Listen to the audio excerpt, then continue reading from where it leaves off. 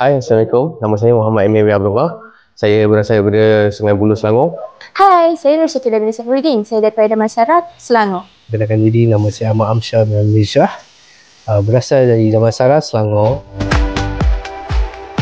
Hostel dekat. Lepas tu, bulan pertama ni free je. Saya masuk sini sebab diorang memiliki pelbagai lawatan dan juga aktiviti menarik. Khusus pentadbiran pejabat ni mengadakan tahap tunggal. Tempoh pembelajaran di sini lebih singkat dan cepat.